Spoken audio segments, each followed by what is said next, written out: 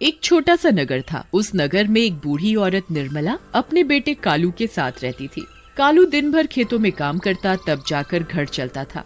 बेटे कालू, आज खेतों में जरा देर से चले जाना काम करने। क्यों माँ, क्या बात है? कुछ काम था क्या? हाँ बेटा, बकरियां भूखी हैं, जरा नदी के पास जाकर इन्हें चरा ला। ठीक है माँ, ऐसा करो, मेरा खाना बांध के दे दो, वहीं खा लूंगा। पता नहीं कितनी देर हो जाए। निर्मला खाना बांधकर कालू को दे देती है और कालू बकरियों को हाँकते हुए नदी के पास ले जाता है और सभी बकरियां अपना चढ़ने लगती हैं। चलो जी, बकरियां तो खाने में मस्त हैं। मैं जरा खाना खा लूं। कालू खाना खा लेता है। खाना खाकर उसे बहुत तेज नींद आती है। पेड़ की ठंडी ठंडी छांव के नीचे वो लेट जाता है, पर घास चुभने की वजह से वो सो नहीं पाता। तभी कालू को पेड़ पर कुछ कपड़े लटके हुए दिखते हैं। कालू उन कपड़ों को उतार कर अपने नीचे बिछा लेता है और आराम से सो जाता है। पर उसे ये नहीं पता था कि वो कपड़े एक भूत के हैं जो नदी में नहाने गया हुआ था। भूत जैसे ही नदी से बाहर आता है नहाकर, तो देखता है उसके कपड़े वहाँ नहीं हैं। अरे मेरे कपड़े कहाँ गए? कौन ले गया? अब मैं क्या पहनूंगा? तभी भूत को उसी पेड़ के नीचे एक आदमी दिखाई देता है जो सोया हुआ होता है उसके कपड़ों पर। ए लड़के, उठ! भूत की आवाज सुनकर कालू उठ जाता है और इधर उधर देखता है कि आवाज कौन दे रहा है। तभी कालू को नदी में भूत दिखाई देता है। मम्मी, कौन हो भाई तुम? दिखाई नहीं देता क्या मैं कौन हूँ?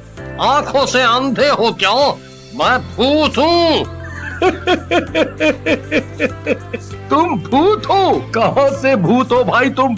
देखने से तो भूत जैसे नहीं लगते। तुम तो कोई गंदे से आदमी दिख रहे हो। ऐसा लग रहा है कई सालों से नहाए नहीं हो।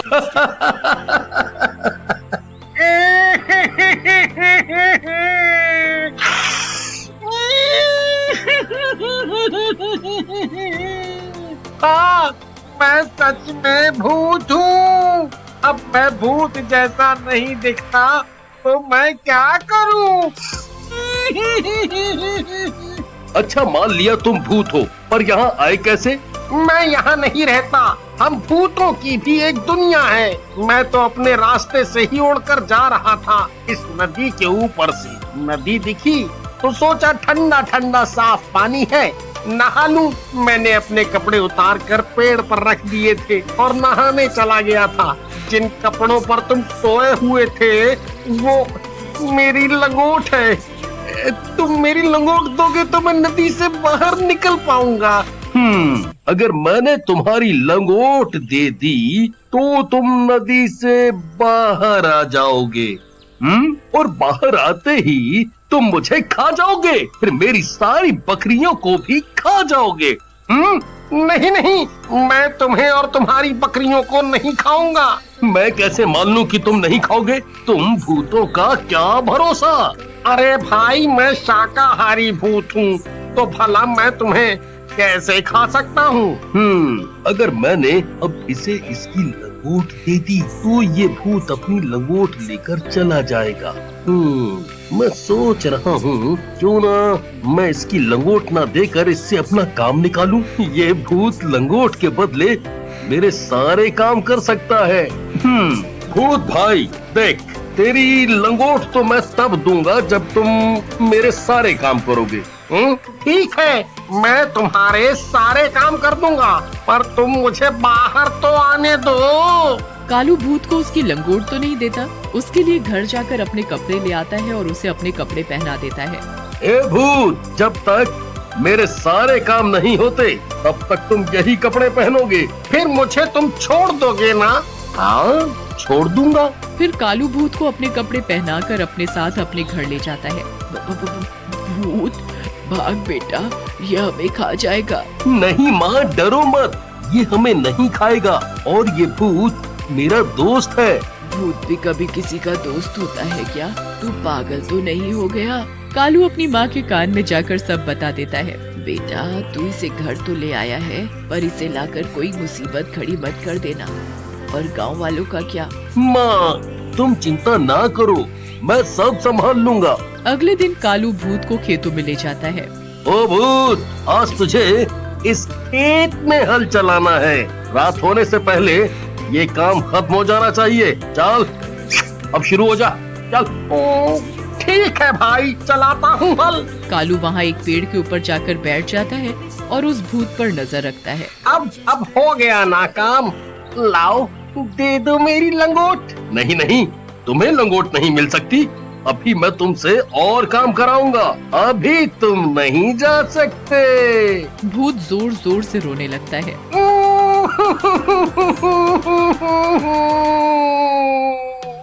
भाई मेरी लंगोट दे दो।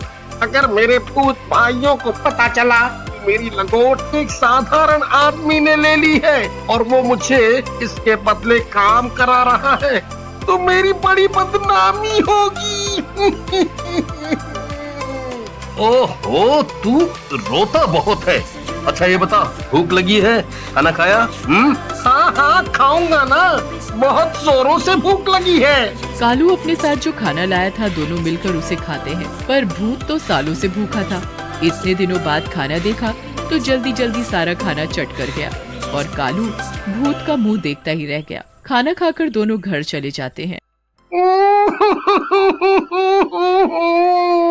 मुझे खाना दो, मुझे बहुत भूख लगी है। इतना स्वादिष्ट खाना मैंने पहली बार खाया है। और दो। अरे तू रोता क्यों है? मैं तेरे लिए अभी खाना लाती हूँ। माँ खाना बनाती है और भूत खाता ही जाता है, खाता ही जाता है, बस खाता ही जाता है। माँ खाना बनाते बनाते थक जाती है और घर का सारा राशन खत्म हो जाता है। और दो खाना। ओ भूत, अब कहाँ से दूं खाना? सारा राशन तो तू खा चुका है, अब घर में कुछ नहीं है खाने को। अरे माँ, ये सदियों से भूखा है, आज इसने मेरा खाना भी खा लिया। तभी गांव से मुखिया आते हैं अपनी बेटी की शादी का न्योता देने। भूत भूत भूत भूत, भागो भागो सभी, नहीं तो ये हमें खा जाएगा। मुखिया जी डरिए मत, ये आपको कुछ नहीं करेगा, ये हमारे साथ ही रहता है। कालू, तुम बोलते हो तो मान लेता हूँ कि ये किसी को कुछ नहीं करेगा। मुखिया जी, यहाँ कैसे आना हुआ? अरे हाँ, मैं इस भूत को देखकर सब भूल ही गया था। कल मेरी बेटी की शादी है, आपको न्योता देने आया था। फिर मुखिया वहाँ से चला जाता है। अगले दिन गांव में शादी की तैयारी चल रही होती है, तभी वहाँ कालू और भूत पहुँच जाते हैं। भागो भागो, गांव में भूत आया है, ये हमें खा जाएगा भैया। अरे अरे रुको रुको सभी, ये भूत मेरे साथ है, ये किसी को कुछ नहीं कहेगा, किसी को भी नहीं खाएगा, ये शाकाहारी भूत है। सभी गांव वाले हैरानी से देखने लगते हैं। अरे कालू भाई, भूत भी कोई शाकाहारी होता है? मजाक मत करो। मैं कोई मजाक नहीं कर रहा, और ये भूत मेरे घर बहुत दिनों से रह रहा है, इसने हम में से किसी को कुछ भी नहीं किया। भाइयों, मैं किसी को नहीं खाऊंगा, मैं औरों जैसा भूत नहीं हूँ। कालू के पास मेरी लंगोट है, अगर ये मेरी लंगोट दे दे तो मैं अभी यहाँ से चला जाऊंगा। लंगोट वाली बात पर सभी गांव वाले जोर जोर से हंसने लगते हैं। इसका मतलब तू भूत बिना लंगोट का घूम रहा है। फिर सभी हंसने लगते हैं। सभी गांव वाले आपस में बातें करने में मस्त होते हैं और उधर भूत को खाने की खुशबू आ रही होती है। भूत खुशबू तक पहुंच जाता है, देखता है उसके सामने इतना बढ़िया बढ़िया खाना रखा है। वो इधर उधर देखता है कि कोई नहीं देख रहा और वो फटाफट सारा खाना चट कर जाता है। तभी एक बच्चा उसे खाना खाते देख लेता है। मुखिया जी, वो भूत ने शादी का सारा खाना खा लिया। हो, सत्यानाश हो इस भूत का। अब मैं मेहमानों को खाना कैसे खिलाऊंगा? मेरी बेटी की शादी कैसे होगी? मुखिया जी, आप चिंता ना करें, ये भूत है ना, इसने खाया है, यही बनाएगा, सारा खाना फिर से। भूत, तेरा आज का काम यही है। भूत जल्दी जल्दी सभी सब्जियां काट देता है, आटा गूंथ देता है, सभी तरह की मिठाइयाँ बना देता है। देखो भाई, तुमने जो जो काम बोला मैंने सभी काम कर दिए। अब तो मेरी लंगोट दे दो। अभी नहीं दूंगा, अभी बहुत काम है। भूत फिर से जोर जोर से रोने लगता है। मेरी लंगोट दे दो, दे दो, मेरी लंगोट दे दो ना। सभी बच्चे देखते हैं कि एक भूत रो रहा है और वो भी एक लंगोट के लिए, तो उस पर सब बहुत हंसते हैं। पर उधर भूत की भूख बढ़ती ही जा रही थी। भूत गांव वालों का खाना चुरा चुरा कर खाने लगा।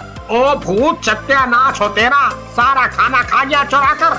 अब मेरे बीवी बच्चे क्या खाएंगे? शोर सुनकर सभी गांव वाले इकट्ठा हो जाते हैं। हाँ भाई, ये मेरे घर का भी सारा खाना खा गया। ऐसे ही ये भूत हमारे घरों का खाना खाने लगा तो हम और हमारे बच्चे क्या खाएंगे? है वो तो भूखे ही रह जाएंगे भैया। इस भूत का कुछ तो करना पड़ेगा। ये भूत कालू का है ना, उसी को बताते हैं जाकर। है? सभी गांव वाले मिलकर कालू के घर जाते हैं और भूत की सारी बात कालू को बताते हैं। भूत एक कोने में खड़ा होकर सब कुछ सुन रहा होता है। कालू, अब बहुत हो गया।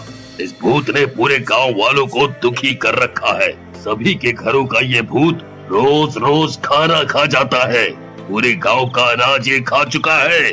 ऐसे ही चलता रहा ना तो एक दिन हम सभी भूख से अपनी जान गंवा बैठेंगे।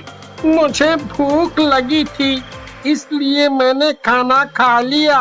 मेरा पेट पता नहीं क्यों नहीं भरता। कालू, मैंने तुझे पहले ही बोला था, इसे लाकर कोई मुसीबत मत खड़ी कर देना। देख, अब इसने पूरे गांव वालों को दुखी कर रखा है। देख भूत, तेरे लिए मैं गांव वालों को तो दुखी नहीं देख सकता। सभी गांव वाले मेरा परिवार है। तू अपनी लंगोट ले और यहाँ से चलता बन। कालू भूत को उसकी लंगोट दे देता है। भूत लंगोट पाकर बहुत खुश हो जाता है। आप सभी की मुझे बहुत याद आएगी। आप लोग कभी भी मुझे याद करोगे तो मैं यहाँ आ जाऊंगा। अरे नहीं नहीं, हम तुझे कभी भी याद नहीं करेंगे। तू जा जा और इस गांव की तरफ कभी भी मुड़कर मत देखना। जा भैया जा।